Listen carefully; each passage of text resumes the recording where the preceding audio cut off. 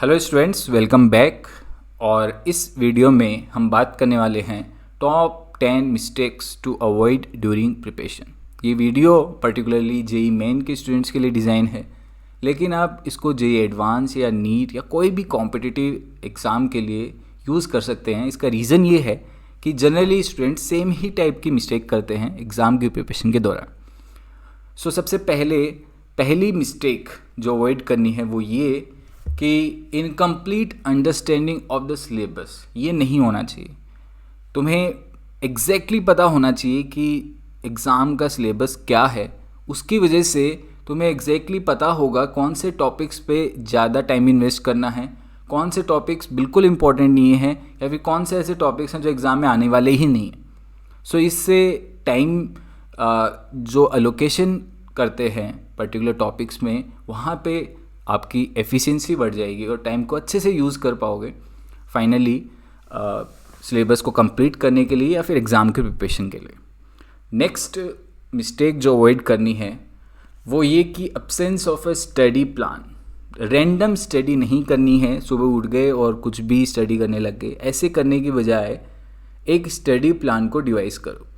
ये study plan per day के हिसाब से हो सकता है, 2 दिन का हो सकता है, 3 दिन का, वीकली हो सकता है, लेकिन स्टडी प्लान होना चाहिए और जिसमें हर एक सब्जेक्ट के लिए टाइम का अलोकेशन हो, जिसमें थ्योरेटिकल अंडरस्टैंडिंग के लिए एक टाइम अलोकेशन हो, जिसमें क्वेश्चंस को सॉल्व करने का टाइम अलोकेशन हो। जब स्टडी प्लान तुम बनाओगे तो तुम्हें एग्जैक्टली पता होगा कि कौन से टॉपिक को तुम्हें कब पढ़ना है और उसको कितना टाइम एलोकेट करना है और क्यों करना है, और इसीलिए स्टडी प्लान की इम्पोर्टेंस है। नेक्स्ट जो मिस्टेक अवॉइड करनी है वो ये कि एनसीईआरटी बुक्स को नेग्लेक्ट नहीं करना है। ये मिस्टेक नहीं होनी चाहिए। जेई मेन के हिसाब से देखें तो एनसीईआरटी बुक्स को रेफरेंस बुक माना जाता है और इसलिए एनसीईआरटी बुक्स का एक अंडरस्टैंडिंग होना ज़रूरी है। और अगर पर्टिकुलरली बात करें जेई के हिसाब से तो केमिस्ट्री की एनसीईआरटी बुक्स तो बहुत ही ज़्यादा इम्पोर्टेंट है, क्योंकि हर बार ये देखा गया है कि केमिस्ट्री में एनसीईआरटी से डायरेक्ट क्वेश्चन पूछे जाते हैं। केमिस्ट्री में पर्टिकुलरली इनऑर्गेनिक केमिस्ट्री और ऑर्गेनिक केमिस्ट्री को स्किप नहीं किया जा सकता। इन दो की एनसीईआरटी पढ़ना बहुत ही इम्पोर्टेंट है। डायरेक्ट क्वेश्चन यहाँ से आते हैं। ये मिस्टेक कभी नहीं करनी है एनसीईआरटी को अवॉइड करने की। नेक्स्ट मिस्टेक नंबर 4 जो अवॉइड करनी है वो ये कि फोकसिंग ओनली ऑन थ्योरी। सिर्फ पूरे दिन या फिर प्रिपरेशन के दौरान जो भी आपके नोट्स हैं, हर टाइम पे वो नोट्स ही रिवाइज करने ज़रूरी नहीं है। इसके अलावा कुछ टाइम होना चाहिए पर डे जब तुम क्वेश्चंस को सॉल्व कर रहे हो, मतलब थ्योरी को अप्लाई कर रहे हो। ये बहुत ज़रूरी है। जेई के हिसाब से थ्योरी का अप्लीकेशन फंडामेंटल नीड है एग्ज़ाम में बेस्ट परफॉर्म करने के लिए। थ्योरी प्लस क्वेश्चन सॉल्व दोनों साथ में होने चाहिए, दोनों तुम्हारे स्टडी प्लान में होने चाहिए, बहुत ज़रूरी है। नेक्स्ट मिस्टेक जो अवॉइड करनी है वो ये कि skipping previous years question paper. Last year अभी तक जो भी क्वेश्चन पेपर हुए हैं उनको देखना ज़रूरी है, उनको सॉल्व करना ज़रूरी है। इससे क्या चीज़ें आपको पता लगेंगी। नंबर 1 तो ये पता लगेगा कि पहले एग्ज़ाम में किस टाइप के क्वेश्चन पूछे गए हैं, किस फॉर्मेट में पूछे गए, और इससे आपको एग्जैक्टली पता लग जाएगा कि तुम्हारे सिलेबस में कौन से ऐसे टॉपिक्स हैं जहाँ पे तुम्हें ज़्यादा टाइम इन्वेस्ट करना चाहिए और कौन से ऐसे टॉपिक्स हैं जहाँ पे क्वेश्चन बहुत ज़्यादा पूछे ही नहीं गए हैं। इससे स्टडी प्लान को डिवाइस करने में हेल्प मिलेगी। ओके, स्किप नहीं करना चाहिए लास्ट ईयर के क्वेश्चन पेपर्स। नेक्स्ट मिस्टेक जो अवॉइड करनी है वो ये कि अब्सेंस ऑफ ब्रेक्स। ये बहुत ही ज़रूरी है। जब आप प्रिपरेशन कर रहे हैं, जब आप स्टडी प्लान को भी डिज़ाइन कर रहे हैं, तब हर एक पर्टिकुलर टाइम पीरियड के बाद में कुछ 10-15 मिनट का एक ब्रेक अलोकेट करना बहुत ज़रूरी है। इससे क्या होगा, जो भी तुमने पढ़ा है उसको डाइजेस्ट करने में हेल्प मिलेगी माइंड को। ब्रेक लेने से एक तो माइंड वापस से रिफ़्रेश हो जाता है, दूसरा जो नॉलेज अभी तक आपने लिया है वो डाइजेस्ट करने में हेल्प मिलती है। Absence of breaks is a mistake. इसलिए कितने मिनट का ब्रेक लेना है या फिर कितने टाइम के बाद में ब्रेक लेना है, it depends on you, but it's very important to have breaks. Next जो मिस्टेक अवॉइड करनी है, number 7 is unresolved doubts. So जो भी डाउट्स हर दिन की स्टडी में आते हैं उनको क्लियर करना ज़रूरी है। अपने टीचर्स की हेल्प ले सकते हैं या फिर इंटरनेट की हेल्प ले सकते हैं, लेकिन अपने डाउट्स को टाइम पे क्लियर करते रहना बहुत ज़रूरी है। नेक्स्ट नंबर 8 मिस्टेक जो आपको अवॉइड करनी है वो ये नेग्लेक्टिंग मॉक टेस्ट।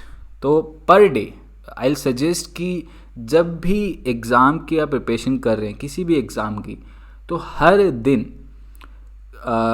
आधे घंटे भी हो या फिर 1 घंटे या फिर जितना भी टाइम एलोकेट कर पाएँ, बट मॉक टेस्ट सॉल्व करने बहुत ज़रूरी हैं। इससे क्या फ़ायदा होता है, इससे दिमाग की अंडरस्टैंडिंग ऑटोमेटिकली ऐसी हो जाती है कि अपने को क्वेश्चंस को सॉल्व करना है और दिमाग फिर वैसे ही बिहेव करने लग जाता है। सो बेसिकली मॉक टेस्ट देने से दिमाग की परफॉर्मेंस इंक्रीज़ होती है। इसका एक दूसरा रीज़न भी है और उसको मैं एग्जांपल के थ्रू बताता हूँ। लेट्स सपोज़ कोई एक पर्टिकुलर डे को आपका एग्ज़ाम है 12 से लेके 3 PM तक, 3 घंटे का एग्ज़ाम है 12 से लेके 3 PM तक। तो आपका जो माइंड है वो उस टाइम पीरियड में बेस्ट परफॉर्मेंस के लिए आपको तैयार करना है। और उसके लिए क्या किया जाए, उस दिन तक हर दिन सेम टाइम में एक मॉक टेस्ट दो, सेम टाइप के इन्वायरमेंट को क्रिएट करके। तो जैसे आपको पता है कि 12 से लेके 3 तक अगर आपका टाइम पीरियड है एग्ज़ाम का, तो हर दिन 12 से लेके 3 PM के बीच में सेम एग्ज़ाम टाइप की कंडीशंस को क्रिएट करके बिना थ्योरेटिकल नोट्स की हेल्प लिए मॉक टेस्ट देना ज़रूरी है, जिससे आपका जो माइंड है वो प्रिपेयर हो जाएगा बेस्ट परफॉर्मेंस देने के लिए उस टाइम पीरियड में जो आप प्रैक्टिस कर रहे हो, जिस टाइम पीरियड में आप प्रैक्टिस कर रहे हो। सो सबको अपना स्लॉट पता होता है कि ये टाइम पीरियड में तुम्हारा एग्ज़ाम होने वाला है। पर डे उसी टाइम पीरियड में मॉक टेस्ट देने की कोशिश करना। सो नेग्लेक्ट बिल्कुल भी नहीं करना है मॉक टेस्ट को, और इसका रीज़न मैंने तुम्हें बता दिया है। नेक्स्ट मिस्टेक जो अवॉइड करनी है, number 9 is ignoring the consequence of stress. देखिए ये तो बहुत ज़रूरी है, एग्ज़ाम के लिहाज से नहीं, ये तो लाइफ में हर एक पॉइंट पे ज़रूरी है कि स्ट्रेस कभी भी नहीं लिया जाना चाहिए। स्ट्रेस का मतलब ये कि एग्ज़ाम के दिन क्या होगा, या फिर सिलेक्शन होगा कि नहीं होगा, या फिर मुझे ये आता है वो नहीं आता, या फिर उसको इतना आता है मुझे इतना आता है, ये सब थॉट्स नहीं आने चाहिए। इसकी वजह से जो तुम्हारा माइंड है उसकी परफॉर्मेंस कम हो जाएगी। Okay, so stress basically consume करता है तुम्हारे माइंड को और तुम्हारी परफॉर्मेंस को डिक्रीज़ करता है। इसलिए बिल्कुल भी स्ट्रेस लेने की ज़रूरत नहीं है, rather you should have self confidence. So number 10th mistake की बात करते हैं जो आपको अवॉइड करने हैं, वो ये लैक ऑफ सेल्फ बिलीफ। तो जो नंबर 9 मिस्टेक मैंने बताई है स्ट्रेस, उसको अवॉइड करने के लिए क्या करें, सेल्फ बिलीफ जनरेट करें। सेल्फ बिलीफ का मतलब ये अपने आप पे कॉन्फिडेंस, अपने आप पे कॉन्फिडेंस होना चाहिए कि yes I can do it and I will do it. और ये कॉन्फिडेंस तुम्हारे माइंड को इस तरीके से वायर करेगा कि एग्ज़ाम के टाइम पे वो अपना बेस्ट परफॉर्मेंस दे सके, क्योंकि जो टेंशन या फिर स्ट्रेस के टाइम पे जो माइंड है उसका परफॉर्मेंस इतना अच्छा नहीं होता है। इसलिए ना केवल एग्ज़ाम में बल्कि हर एक स्टेज पे सेल्फ बिलीफ बहुत ज़रूरी है। इसलिए ये mistake lack of self belief avoid करना बहुत ज़रूरी है। So this is it in this video. I hope ये वीडियो हेल्प करने वाला है तुम्हें अपने स्टडी प्लान को डिज़ाइन करने में।